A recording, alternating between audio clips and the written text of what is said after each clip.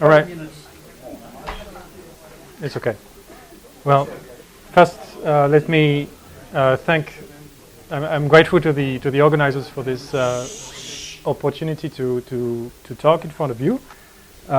So I'm going to talk to you today about some topic in operator algebras, but which has some connection with ergodic theory and the Furstenberg boundary. So in the entire talk, gamma would be a countable group, and so I will denote by lambda the left regular representation. So L2 of gamma. And so I'm going to be interested in what's called the reduced C-star algebra of the group.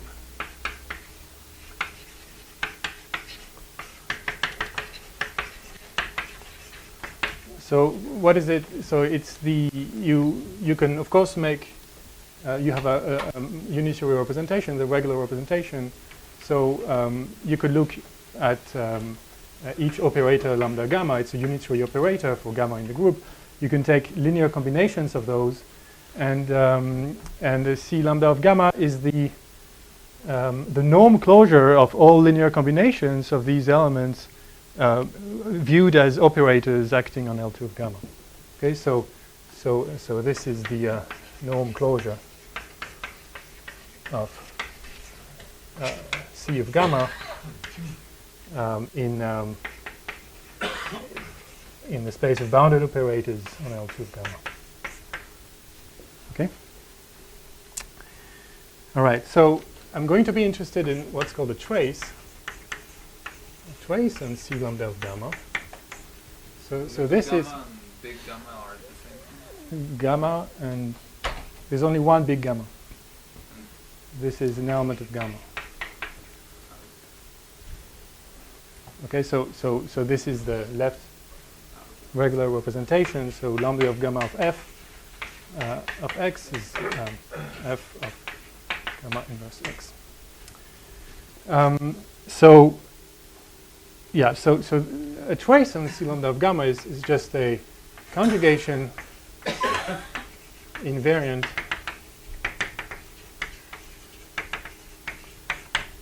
positive functional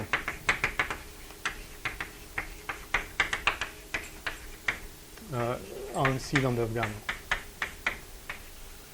So positive means that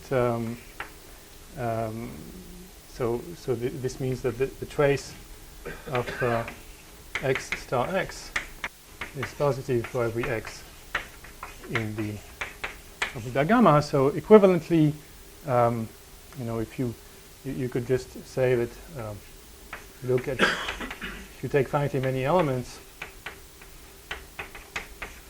and you look at this matrix for finitely many elements, this is a positive matrix. So okay. Yeah. So if you take any function on the group which has this property, then you can upgrade it to a functional on C of gamma just by linear by linearity, just by. But it may not be continuous on the reduced C-star algebra. It's going to be just a character in general. So it may just be, it will be a trace on the what's called the full C-star algebra of the group, not necessarily the reduced. So for the reduced, you need it to be continuous for the norm topology on C lambda of gamma. Okay, for it to be called a trace. Okay, so let me give you some examples. Maybe I can remove this. That's okay.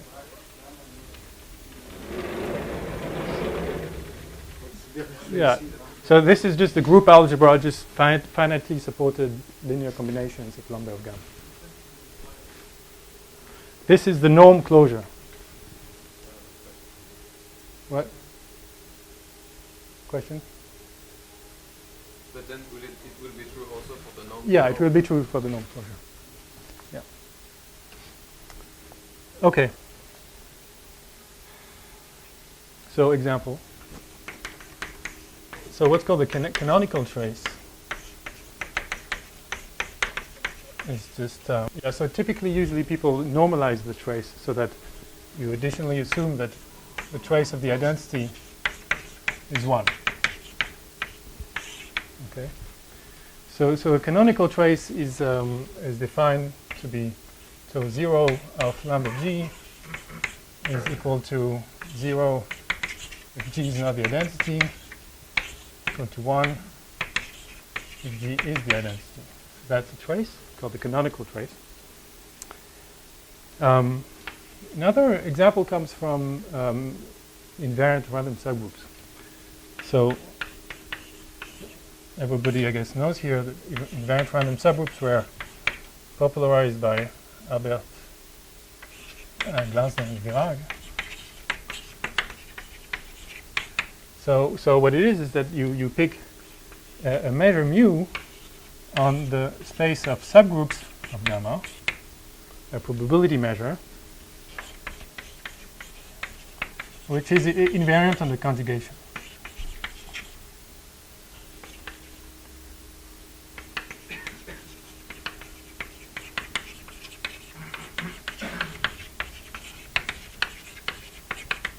And if you yeah, so if you do this, then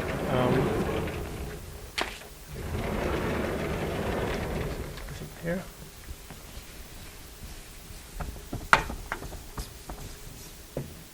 Then you can observe, I think this was observed by Anatoly, that if you define tau of g to be the probability with respect to mu, that g belongs to a certain group H. Okay, so that's mu of the set of subgroups H, such that H contains G. I'll write it this way. Then this is an invariant. This is a conjugation invariant because mu is conjugation invariant, and it's not hard to see that this is positive. So it's it satisfies this positivity condition. So it's a character. It's not always continuous on the reduced Cstar algebra, so it's not always a trace. But if H is amenable, then this is a trace on C gamma. And I guess you can see it just by writing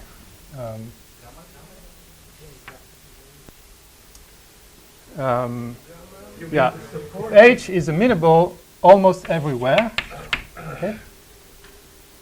Then this is a trace, and so what is this? So you can view this as the integral over H in here of the matrix coefficient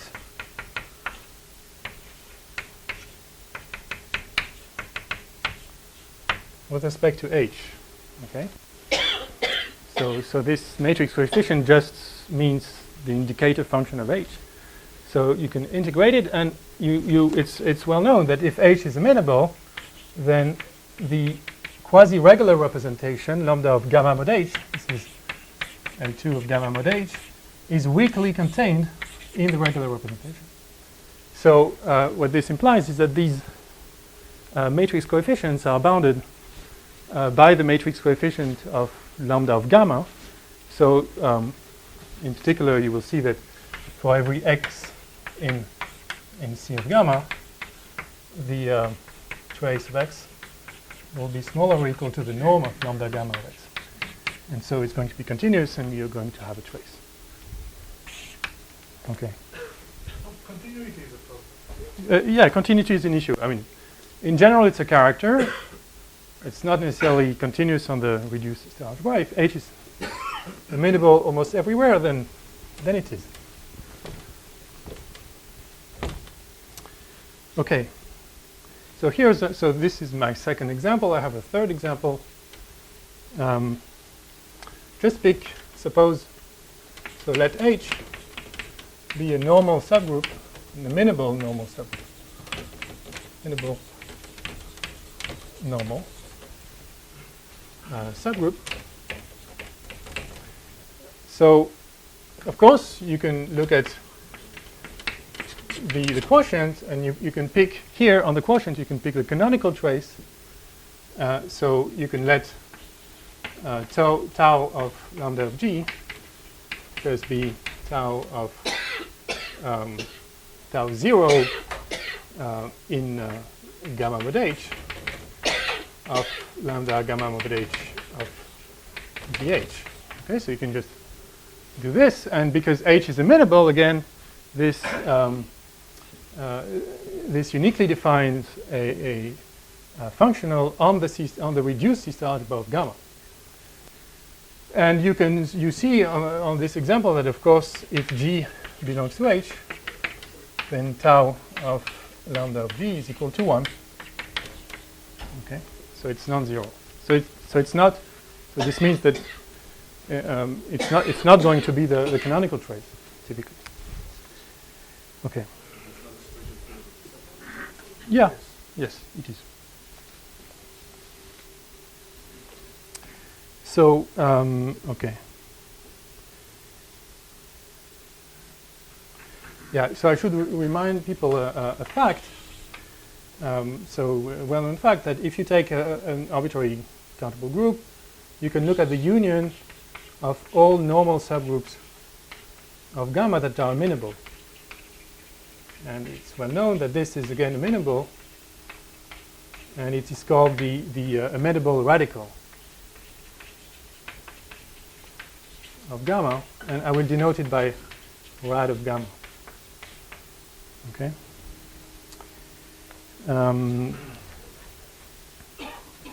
Okay. So,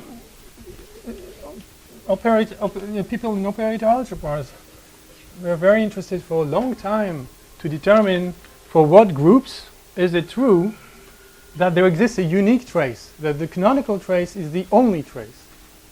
So that's an old question. So I'm going to say that gamma has unique trace if tau 0 is the only one, the only trace on C lambda of gamma. Okay, and that's so the old question is this. So we see from this example that if you have a non-trivial amenable normal subgroup, then you don't have unique trace. And it was an open question for a long time to determine whether this is an equivalence, whether this is the only reason why you do not have unique trace. So is it true? Is it true that a unique trace is equivalent to say that the amenable radical is equal to 1? Okay. Okay, so. And I think people in operator algebra, this question was something like 30 or 40 years old, and I think they believe there was probably a counterexample. And then a year ago came this paper, this theorem of Uli, Badel, Duchesne, and Lecure, where they showed it was a conjecture of Miklos and Yair and Balint that if mu is an IRS on gamma, such that almost everywhere, mu almost everywhere, H is amenable, so it's supported on amenable subgroups, then, and in fact, it's supported on the amenable on subgroups of the amenable radical. Okay, then almost everywhere H belongs to the radical of gamma. Okay, so this had been shown before for linear groups. I think by Yair. The amenable radical is not necessarily a subgroup. It's a subgroup. The subgroup generated by. No, It's the same. Okay. Yeah. Right. So it's a normal subgroup. It's the largest amenable normal subgroup. Okay. So I guess this theorem was kind of a mind changer. So people then started to believe that actually this would be true. So, and that's actually what we showed. So here's statement.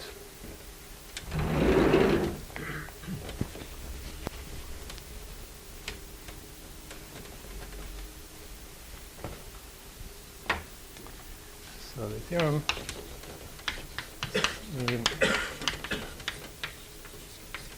together with Kallentor, Kennedy, and Ozawa, this was shortly after this one, we showed that every trace, so we showed the conjecture is true, and in fact we showed that every trace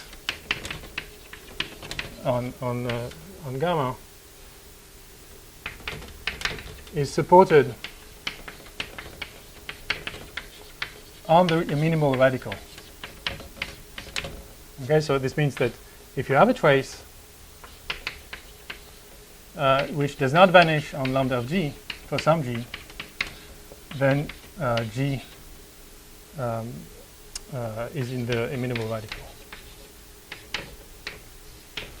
And so in particular the answer is yes.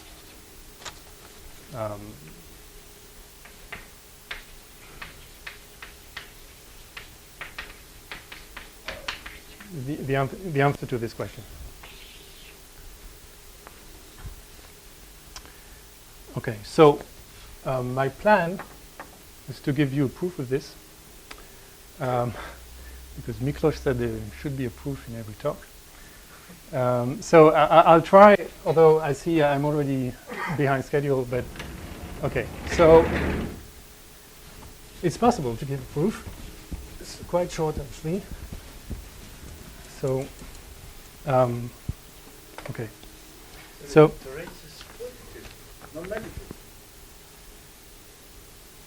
Yeah. So the trace is not negative. Yeah. On. But in general, it's not necessary. No, traces are assumed to be, characters. So they are assumed to be. Yeah. I mean, they are states. So okay. So here's the idea. So let me remind you the notion of boundary. So suppose X is a compact gamma space. Then Hillel reminded us, we called on Sunday, what it means for X to be strongly proximal. So this means that for every X in X and for every measure, probability measures on X, then the closed orbit of mu contains the delta masses at X. So it's a minimal space has this extra contracting property that every measure can be contracted to any other point. Okay, and so Hillel showed in the 1960s or 70s that there exists a unique universal boundary, universal strongly proximal space. So strongly proximal space, we call it also a gamma boundary. I will call it, it's called a gamma boundary if you have this condition. There exists a universal gamma boundary, the Furstenberg boundary,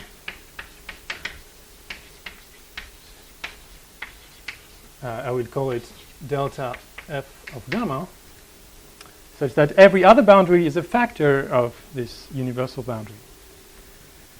And in particular, so it's known, it's, for example, proven in the textbook by Eli Glesner that gamma is immutable if and only if this Furstenberg boundary is trivial. Okay, and more recently, Alex Fuhrman studied the kernel of the action of gamma on the Furstenberg boundary. Again.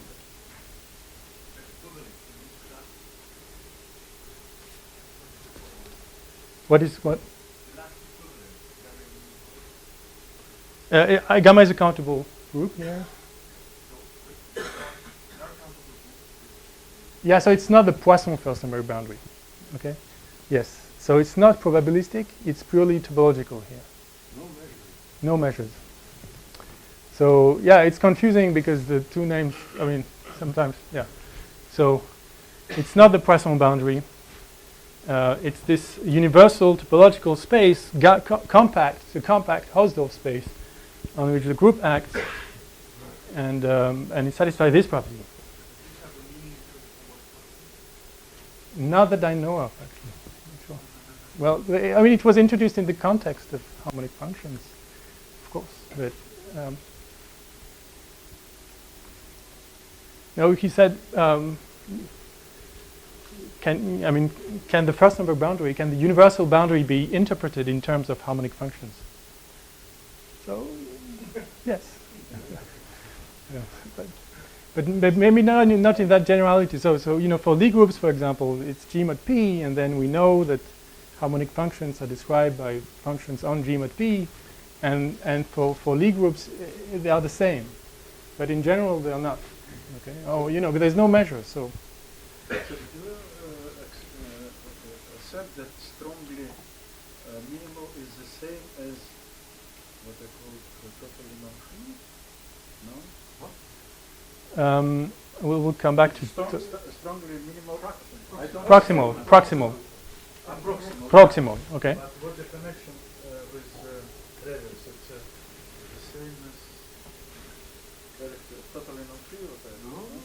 No. Yeah, there's no okay. Process. There's no. Right. Yeah.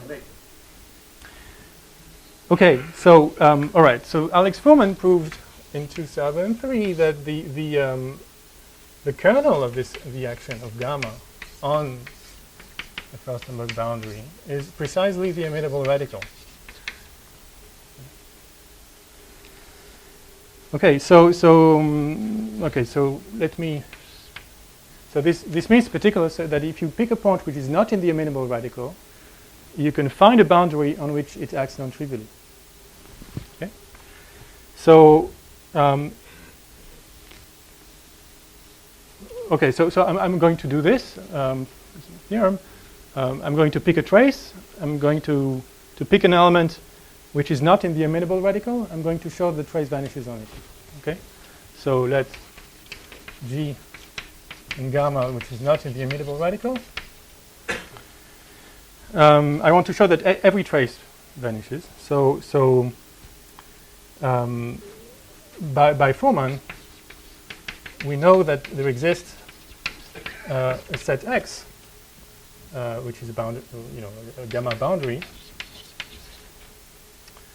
which has the property that there exists a point which is moved away from itself by this G. Okay.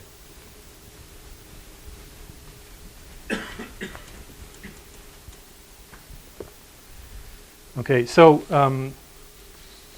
what we are going to do, it's a classical thing to do in operator algebras. We're going to look at the cross product of gamma with the continuous functions on X. X is this gamma boundary. So the cross product is, it's a subalgebra of bounded operators acting on L2 of gamma, but not with functions on gamma, not with complex valued, but with values in C of x. Okay?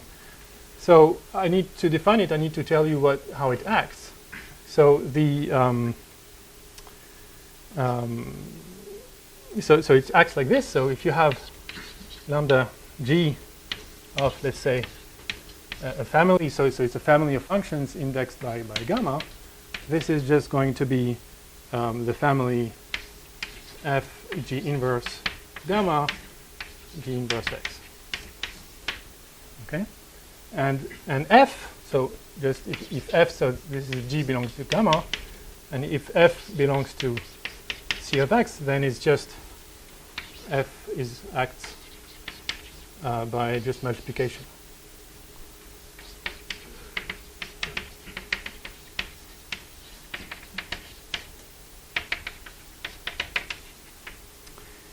Okay, so yeah. Okay, so then so the first step is to say, okay, we have this tau. We're going to extend it to twiddle. Yeah, the L2 is the sum of the square. I mean, the square of the L2 norm is the sum of this norm. Yeah, it's what you think. So you're going to extend it to a functional on this extended cross-product algebra. So you should think, if you look at constant function on X, then you see that the reduced Cstar algebra is just a sub-algebra of this one.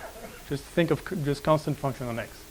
Then the elements in here are just sums of lambda g's, f sub g's, where lambda g's is this operator, and f sub g is pointwise multiplication by f sub g.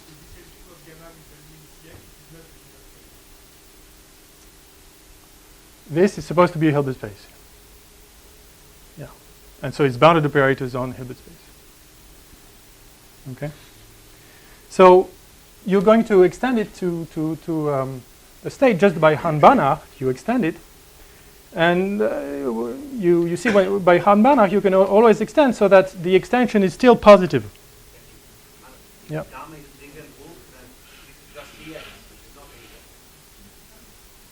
No, it acts on the Hilbert. It does act, yeah. It acts. Okay.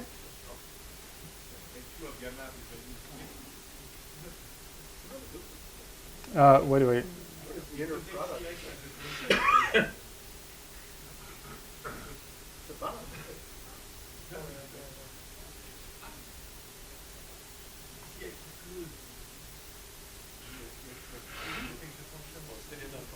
Okay, I knew I should not give this proof right now.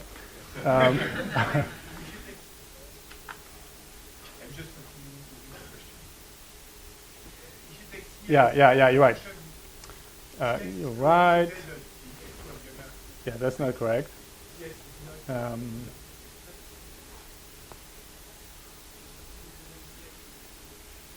What's the problem? Okay, my problem is that my definition maybe of the cross product is not correct.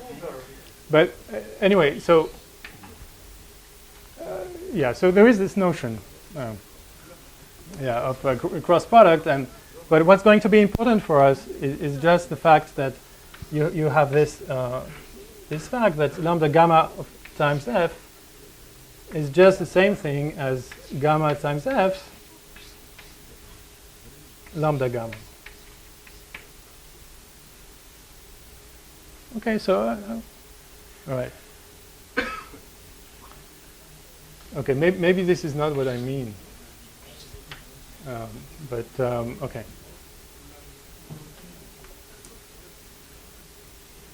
Right. So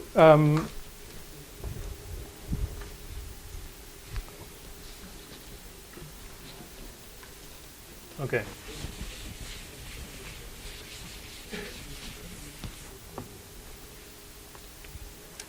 Anyhow, so the idea is you extend it. You have this so it's a state, so it means it's positive, functional, but it's not necessarily invariant, not conjugation invariant necessarily.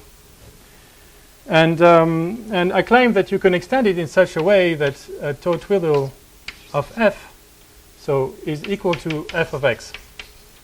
So f is my x naught here, such that g x naught is different from x naught. Okay. So why is this? It's because if you extend it in just an arbitrary way, so any extension, then you can use the proximality assumption and get that when you restrict phi to c of x, you get a functional on c of x, so you get a measure, so you get a measure on x, and by proximality you can strong proximality you can make sure that gn phi tends to phi of x naught. Okay. So you can make sure that this is just Dirac mass at x naught. Okay. But of course, you can take here. You know this is C star compact, so weakly compact. So you can take a subsequence which will converge to another function over deep psi. Okay, which will still have the property that restricted to C of x is equal to the Dirac mass at x naught. And because the trace is conjugation invariant, and because of this relation here, you're going to get that tau twiddle restricted to the constant function to c lambda of gamma is equal to tau. Okay. So we have this, and we have that tau lambda restricted to c of x is this evaluation at x naught. So okay, so now just pick. Okay, so now we just use this relation, and we write this. So lambda of g of f.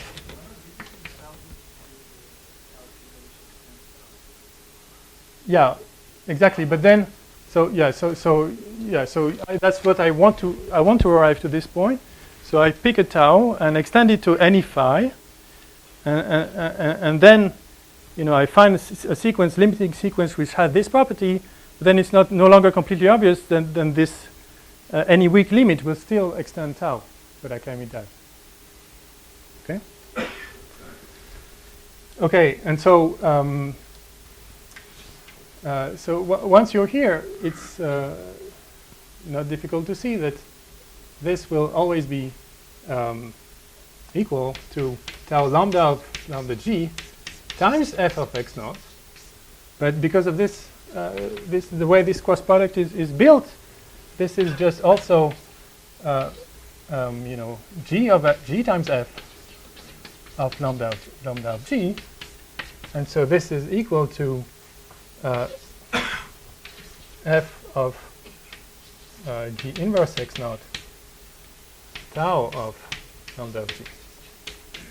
Okay, and so now you just pick a function which is 0 here and not 0 here, because these 2 points are not the same, and you get the trace vanishes.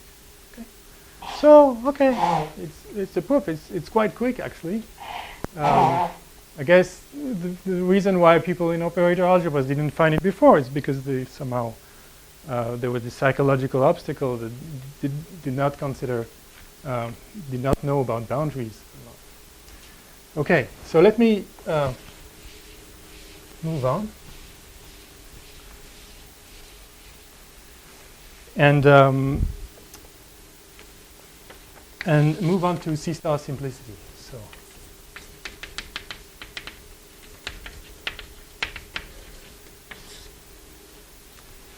Okay, so these two questions, having unique trace or having determining whether C lambda of gamma is simple, so they usually were studied together. People are interested whether C lambda of gamma is a simple algebra, simple C star algebra, has no bilateral ideals. And so people say that gamma is C star simple if C lambda of gamma is simple. Okay?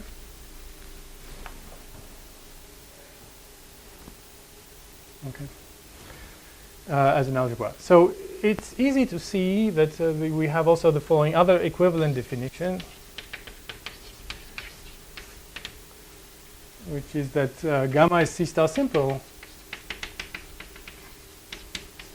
if and only if for every unitary representation of gamma,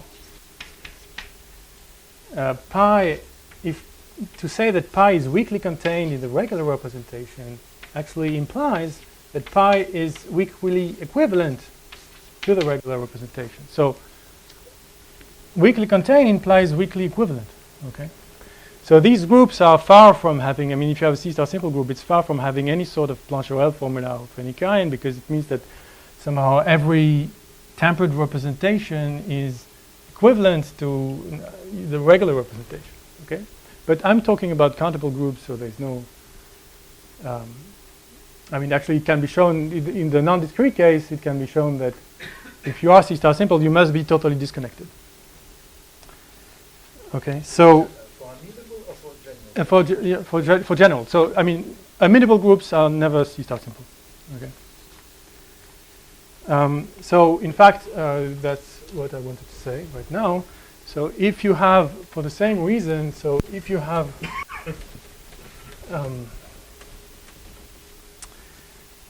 if H is an immutable normal subgroup, if you have an immutable normal subgroup, non-trivial,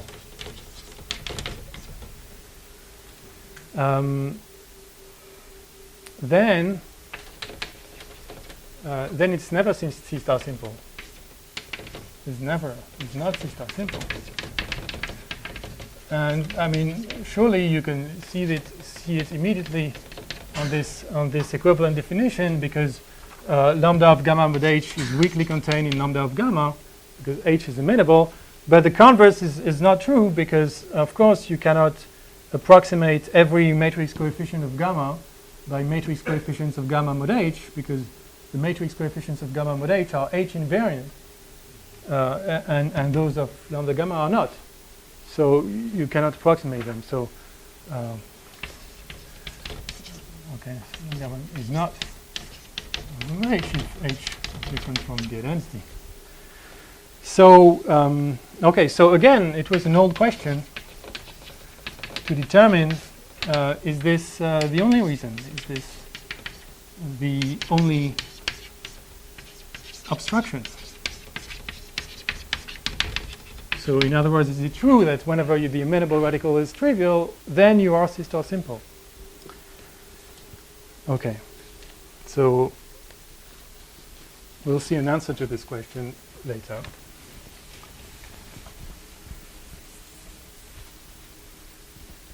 And also, what's the relation between the two? So now we know that the unique trace is the same as the amenable radical, trivial amenable radical, but people wondered about the connection between Cstar simplicity and unique trace. So up until about a year ago, the only method to prove positive results about Cstar simplicity was to use an idea of powers from 1970s and 1970s. So he proved that the free groups are Cstar simple.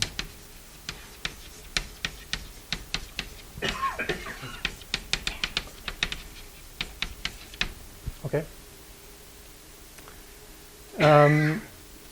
So the way he did it was by using what's called the Paris Criterion, which is, I will state now, which is a sufficient condition for Cstar simplicity. It says that for every epsilon and for every f inside the group minus the identity, you can find elements G1, Gn in gamma with the property that the spectral radius, I mean the norm, not the spectral radius, the norm of these conjugates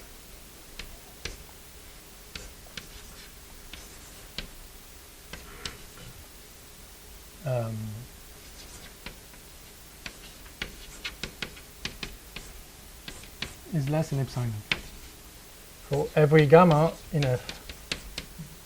Okay, so in other words, this means that if you take a finite set of elements, and for each one you look at the conjugacy, you could look at the conjugacy class of this element, then you should be able to find simultaneously for all elements in F conjugates of these elements, such that the probability, this empirical uniform probability measure on this finite set of conjugates has very small norm. Okay, so it's easy to see why this is a sufficient criterion for C-star simplicity. Easy that this Paris criterion implies C-star simplicity. That's easy. Actually, you can see immediately why it implies unique trace, because if you take a trace, the trace of gamma will be 0, just by continuity. So C-star simplicity is just a little bit more. It's just a few lines. It also shows this, that every ideal will contain the identity. It's not hard to prove using this criterion.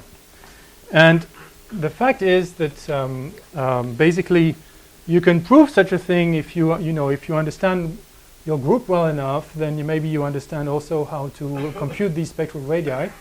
And for example, if you have we have Kesten's theorem. So if you can show that these elements freely generate a free subgroup of rank n, then you know that this has spectral radius at most something like 2 over square root of n. So you will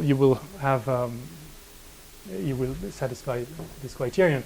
So typically the method to tackle this, to show that this this criterion is fulfilled in a given geometric setting is we're based on ping pong ideas. Okay, and so this is what Paris did when he did it in the free group. He exhibited a certain set with some ping pong type lemma that shows that you have this property. Okay, so but in particular, if you use ping pongs, then it means somehow that you have a free subgroup somewhere. So it means that you're only bound to be able to show C-star simplicity for groups that have free subgroups, and we know that there are many interesting non-immutable groups that do not have free subgroups.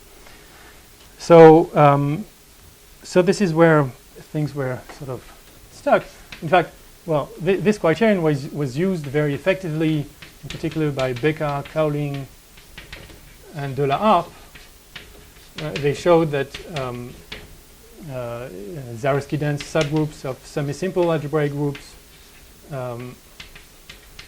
are C-star simple.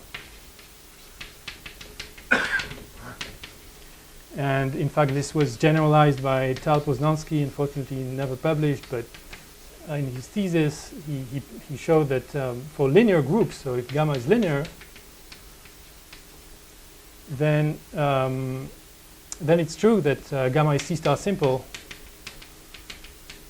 if and only if the radical is trivial. Okay, so the conjecture is true and for linear groups. Okay. And so this was the situation about a year ago, and then came the work really. Yeah, reduced algebra, reduced C-star algebra. Yeah, for non-reduced, no, of course, it's not simple. Yeah. So, yeah. So, yes, then came the work of Callentar and Kennedy, and they show rather remarkable theorem, which is a if and only if condition on C-star simplicity. It said gamma is C-star simple if and only if gamma has a topologically free boundary action.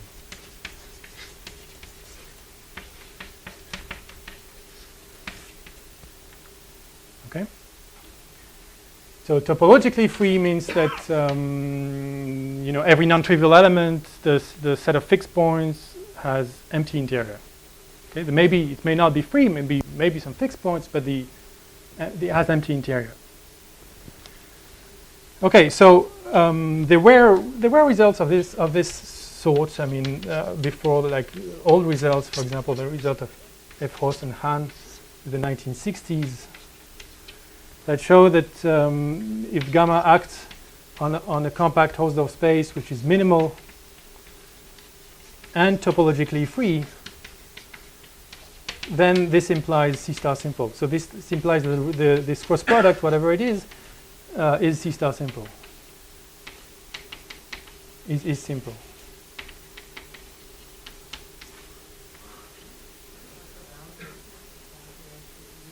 Okay, boundary action just means a compact space, which is a gamma boundary in the sense I define, which is a strongly proximal Hausdorff compact gamma space.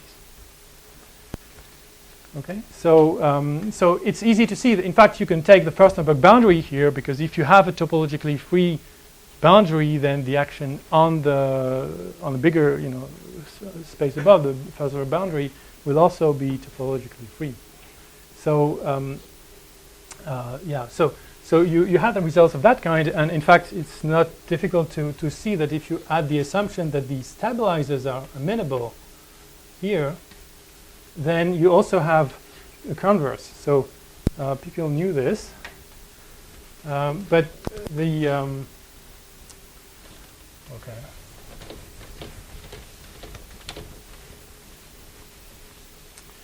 So in particular, so what in fact, Kallenthal and Kennedy showed that the reduced C-star algebra is simple if and only if this cross product, so the proof goes by looking at cross products. This cross product is simple for some, or in fact any gamma boundary X. Okay.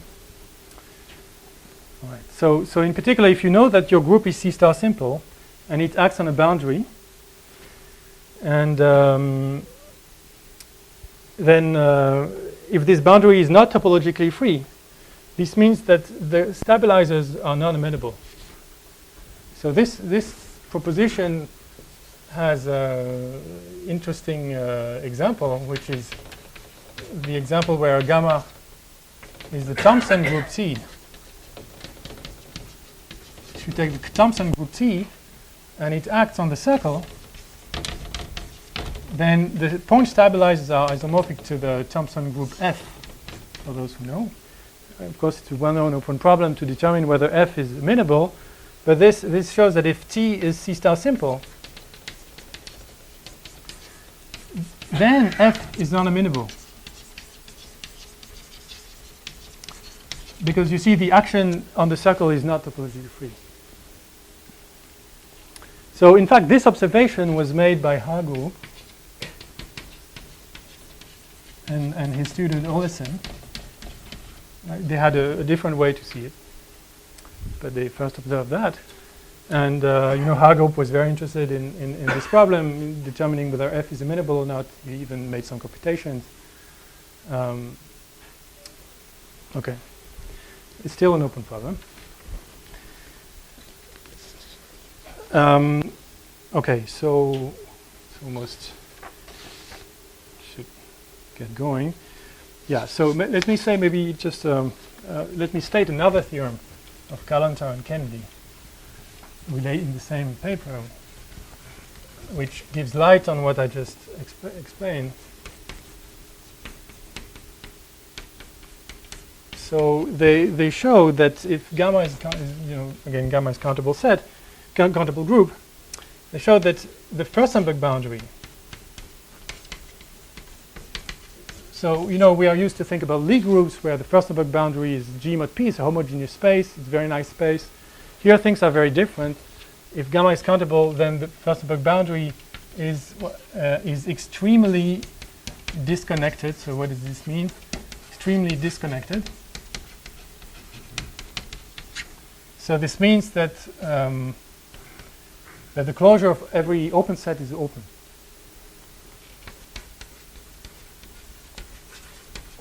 Open sets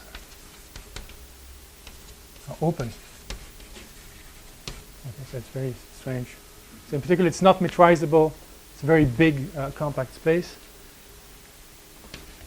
And they show that also, point stabilizers are amenable. So this is a stabilizer of X is amenable for every X. Okay. And yeah, so in particular, this gives a new proof of this result of Alex Fuhrman, which, okay, if you know that it's not just the kernel of the entire action, which is the radical, it's just the character. What? Kind of gamma. Gamma is countable group. This Extremely disconnected, yeah. it's very strong condition. Maybe. Yeah, so that's what it is. Could be a point. It's a point if and only if it's amenable.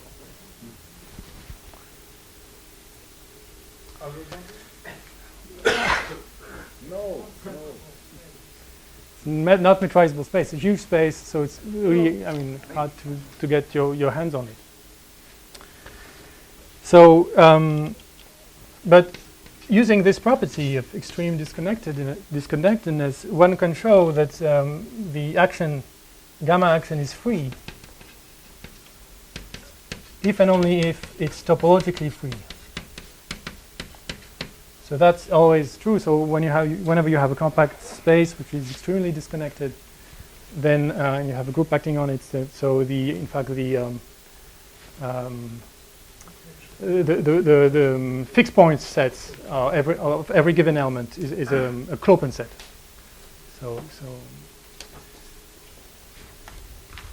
So you can reduce. So you can replace here. You can remove topologically here in this theorem. Without altering them.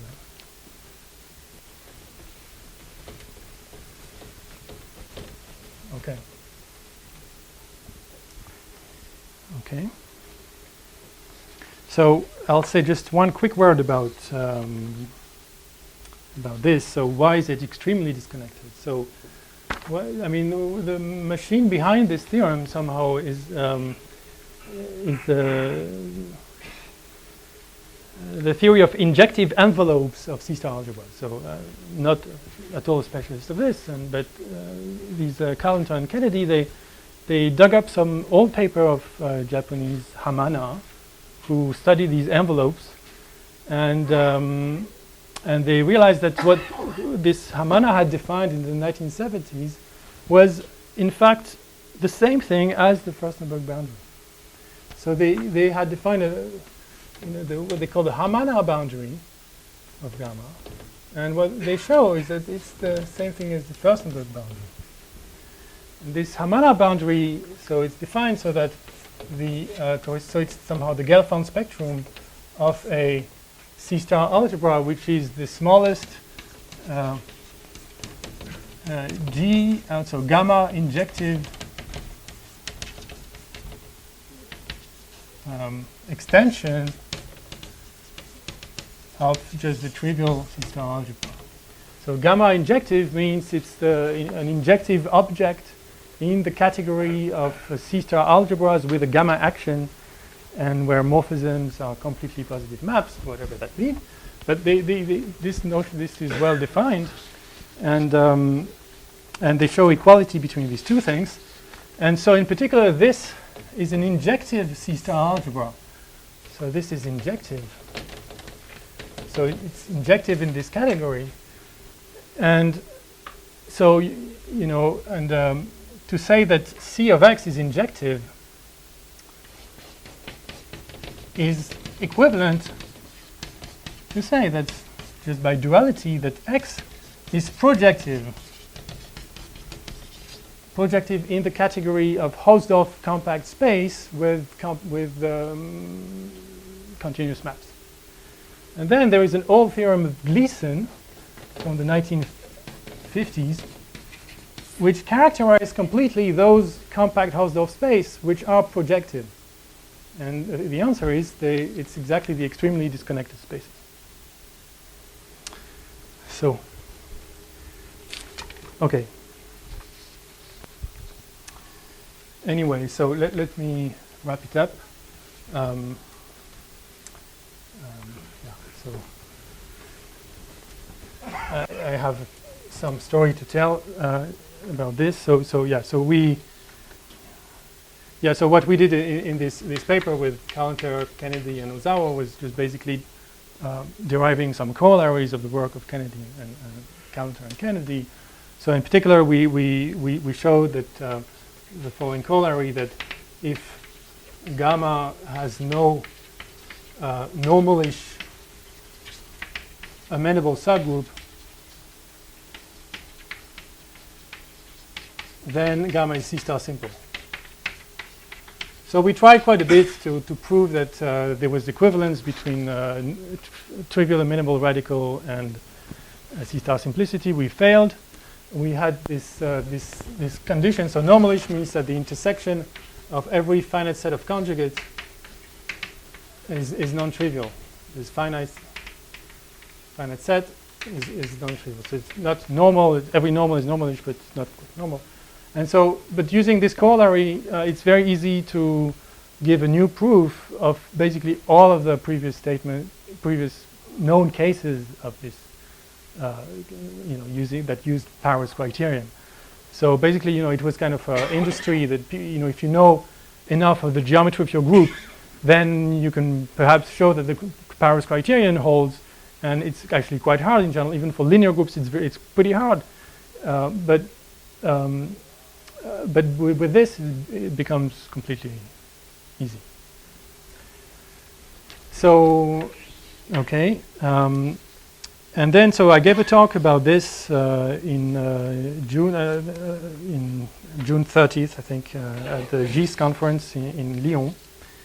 And I explained this fact that I raised already, that if you have a non-topologically free boundary action with a point stabilizer which is amenable, then you're not C-star simple.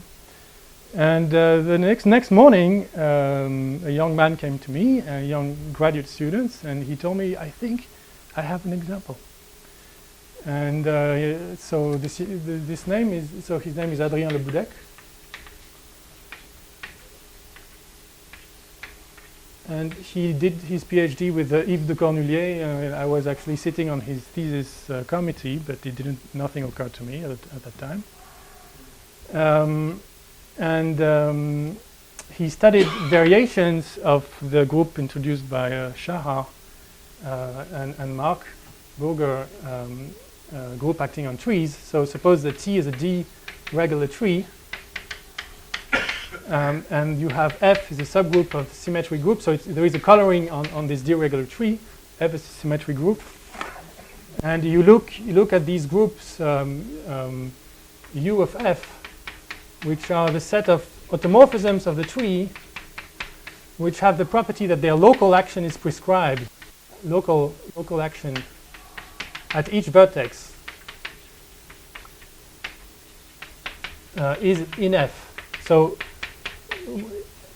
the coloring is on the edges. So at each vertex you have a permutation of the edges. So if you fix a subgroup with a symmetric group, then you can define this group. It's a very nice group. And what he studied is a variation of this group, where you allow singularities. So you allow a slightly bigger group, F prime, and you define G of FF prime, or U of FF prime, to be the set of automorphisms of the tree with the property that its local action is in F, except at finitely many singularities, finitely many points where it's in F prime. Okay, so local action in F except finite sets of singularities. And so in his thesis, he showed that these groups are finitely generated. And in certain cases, when F acts simply transitively on the edges, then these groups they are they are not discrete in general in nodes D. So if F acts simply transitively on the edges, this U of F is discrete, but this one is not. But still, it's finitely generated. The point stabilizers will be locally finite. And if F is strictly bigger than F prime, that's the only condition, then the action on the boundary will be a boundary action, and it's not topologically free because there are non-trivial elements that fix a half tree, for example. And so this is the first example of and it's not there's no amenable radicals as well. So that's the first example. So it's an example of a countable group with no amenable radical and which is not C-star simple. Okay. So yeah, it's finitely generated. So there are only finitely many singularities. So if you look at the stabilizer of a point, for example. Do you assume something about that? No. It's not too transitive? I assume that F is acts simply transitively on the edges. Not periodic. No, it's not periodic. It's not periodic. No, there will be hyperbolic elements. And so we sat down, we checked, and this was correct, and he sent his preprint to Hagerup, and so as you probably all know, Hagerup just tragically passed away a day after he sent him the preprint.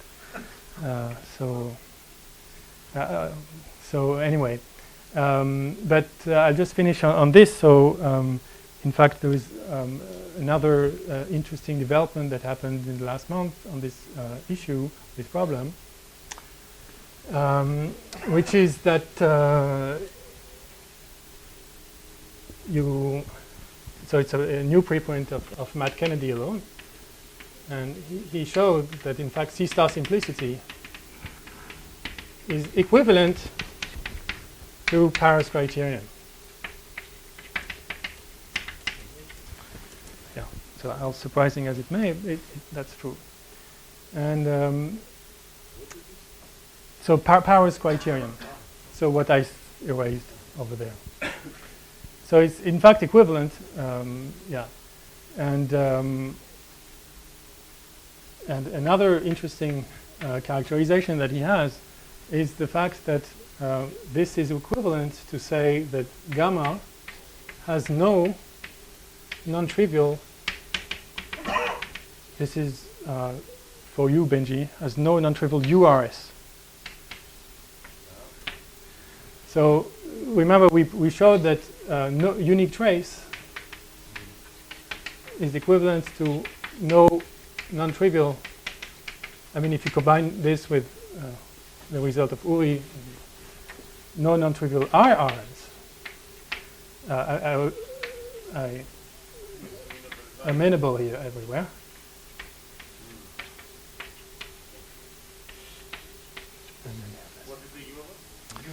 So URS is a uniformly recurrent subgroup. So it's a minimal subset, compact subset in the space of subgroups, which is invariant and minimal under conjugation. Topological analog of an IRS. So and so what's reassuring is that now we know these things are different and not the same, and we have an example, and hopefully there will be more and so on. This is more strong than the epsilon of IRS. No, they're different. Yeah. I mean, this is just topological notion. It's just compact. gamma invariant subset, minimal. And here you have a measure. So, thank you. Any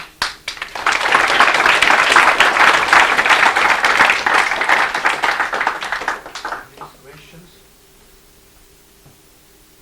I have a lot of questions, but I think it's impossible to try. Yeah, and I forgot to say one thing. Before passing away, Hago had left in his drawer some interesting piece, and one of his students put it on archive recently. And in this piece, he actually gives this criterion here, and also another proof of the simplicity of the unique trace property. Yeah. Right. So you have one indication. You expect to have economic. No, we don't expect. Yeah. In fact, we know these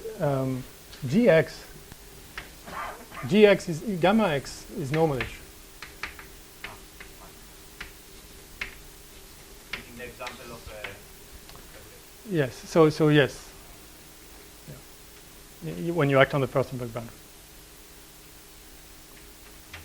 So I think that there's a connection with ergodic theory because IRS is the same as totally not reaction and some other things. So this is very interesting. Thank you. Yeah.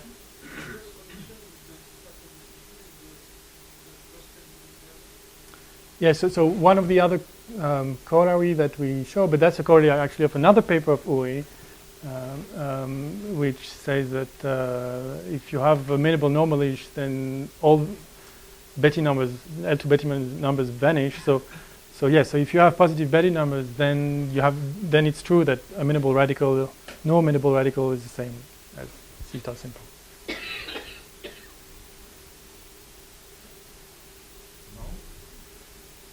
Thank you very much.